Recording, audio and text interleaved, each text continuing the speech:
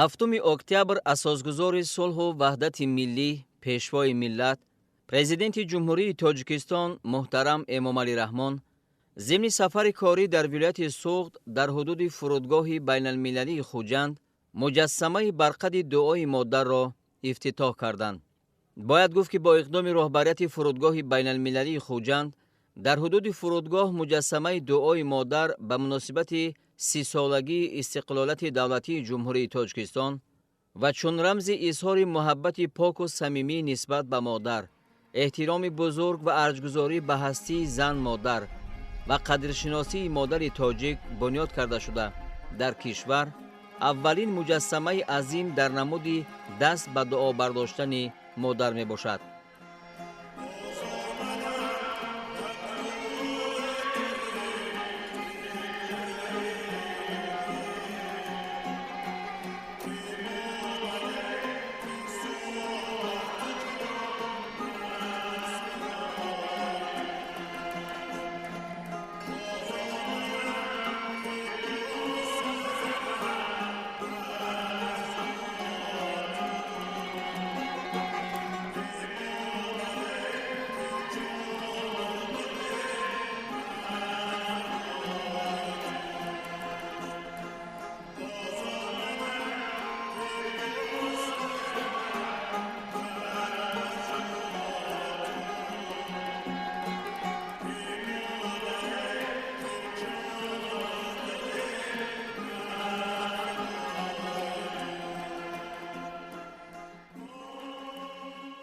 муҷассамаи дуои модар бо пояаш 13 метр буда, баландии муҷассама 6.7 ва пояи он 5.5 метрро ташкил медиҳад.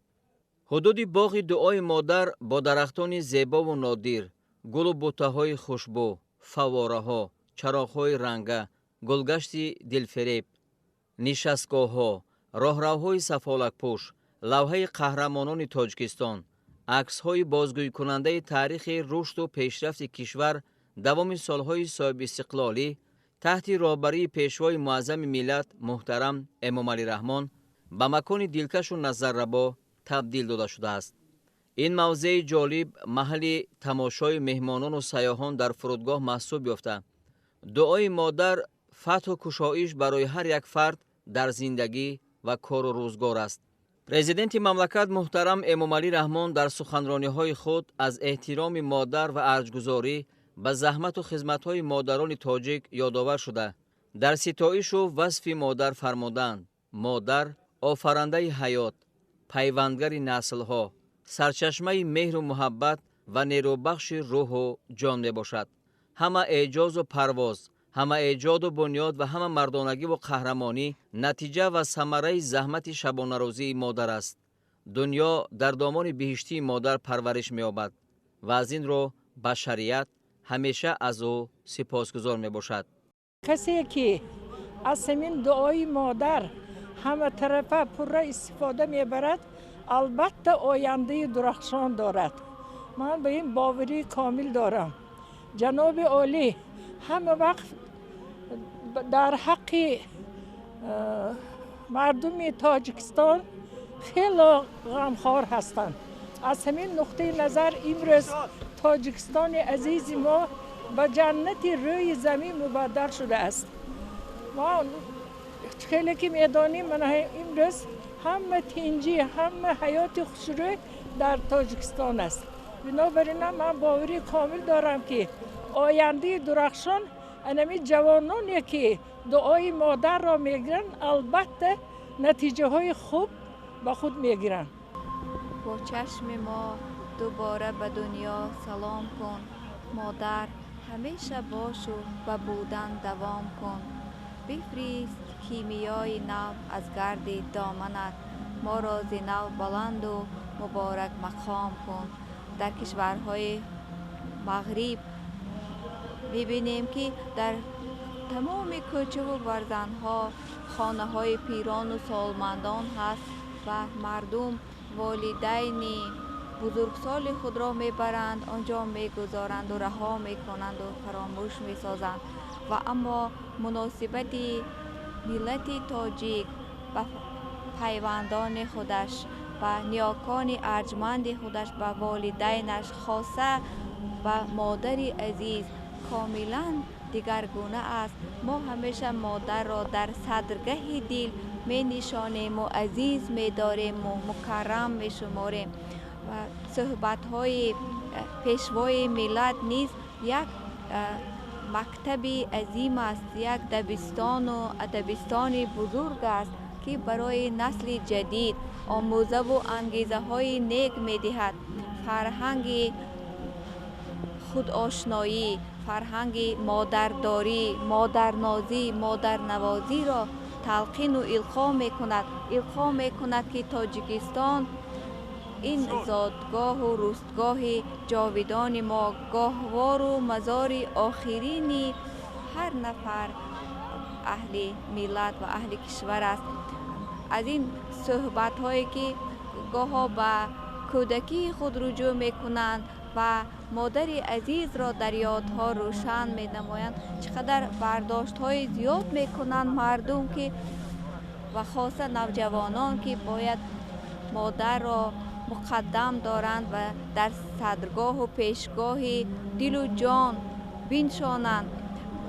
حالا این مجسمه را میبینیم که پیکر تراش نامور ما غفور جان جوره زاده مادر را در مقام ارجمندی رفیع بسیار قرار دادند و بهشت را زیر پای مادر گذاشتند و مادر را در تخت زرین نشاندند و جایگاه مادر اصلا خیلی بالاتر و مقدمتر از همه این هم هست. یک کار بسیار پرمایه و پرمحتوای را انجام دادند. یادگاره نجیبی را که مادر عزیز فتوای آینده و دعای نیک کشاد و رهایی و خوشی و بهبودی برای اهل جهان، برای اهل وطن، برای اهل ملت می بخشند. از سطوت و ز شهرت گر بر فلک زنم سر، میگوید استاد لایق، تعظیم میکنم باز در زیر پای مادر و پیشوای ملت هم با این مقام رفیع و با این مرتبه بسیار ارجمند خود باز هم خود را پیش مادر فرزند کوچک می حسابند و از این همه بزرگی و نکویی و پندار و کردار و اطوار بسیار هم با فضیلت همه ما باید آموزه های برای امروز و فردا داشته باشیم. چون مادر پیشوا بود مادر خلق، این پیکره هم بود چنان پیکر خلق. دستی طلب و دعای او، دستی طلب و دعای او دور مباد، چون شعشعه نور خدا از سر خلق. این رباعی را من بعد از آن که آگاهی اینجا پرده از پیکره مادر بزرگ ملت تاجیک برداشته شد بداهتاً گفتم نوشتم و به هنر والای پیکرساز کارمند شایسته تاجیکستان غفور جان جورایف احسن میگوییم که در سیمای این مادر بزرگی یک ملت را، تمدن این ملت را، هستی این ملت را و پیش از همه اخلاق حمیده، دست دعای مادر که عباره بسیار دوست داشته استاد لایق شیرالی بود استفاده کرده اند. من برابری به تمام مادران تاجیک سعادتمندی، فراوانی روزگار و آینده درخشان را آرزو کردن تمنا دارم که سروری ملت ما، پیشوای معظم ملت نیز عمر جاویدان ببینند. مبارک باد سیمای بزرگ مادر ملت تاجیک.